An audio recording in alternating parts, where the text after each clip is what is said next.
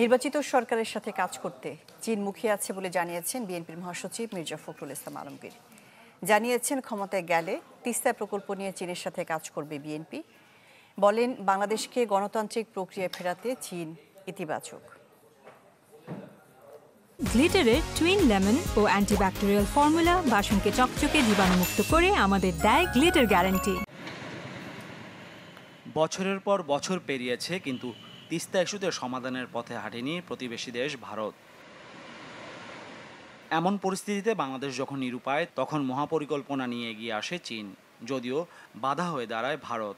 এরই মধ্যে ছাত্র জনতার বিপ্লবের পর পতন হয় আওয়ামী লীগ সরকারের, আর সেই সুযোগটি কাজে লাগাতে চায় চীন। দ্রুতই নির্বাচিত সরকারের সাথে নতুনভাবে কার্যক্রম শুরুর ব্যাপারে চীনের পক্ষ থেকে আশাবাদ ব্যক্ত করেছেন। 22 থেকে 27 জুন চীনা কমিউনিস্ট পার্টির আমন্ত্রণে দেশটি সফর করে বিএনপি।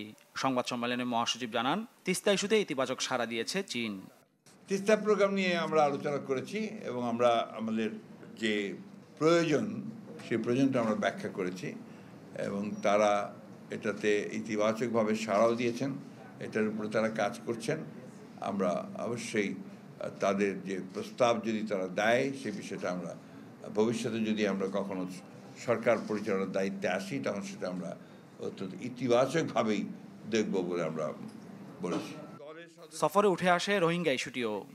অত্যন্ত আগ্রহের সঙ্গে এবং ঐকান্তিকতার সঙ্গে তারা এই বিষয়টির উপরে কাজ করছেন এবং মিয়ানমার গভর্নমেন্টকে তারা রাজি করার চেষ্টা করছেন যে খুব দ্রুত এই এক্সপেডিশনটা খাওয়ার জন্য। এদিকে সোমবার সকালে ওলামা দলের অনুষ্ঠানে বিএনপি স্থায়ী কমিটির সদস্য ডক্টর মঈন খান বলেন, জুলাই আগস্টের অভ্যুত্থান একদিনে সৃষ্টি হয়নি, বিগত 15 বছরের আন্দোলনের ফল এটি। সেই ছাত্র সমাজের আমি বিনীতভাবে বলবো, তার শতকরা 80 থেকে 90% ছাত্র জনতা বিএনপির প্রতিনিধি। মাহফুজ কামাল, চ্যানেল 24, ঢাকা।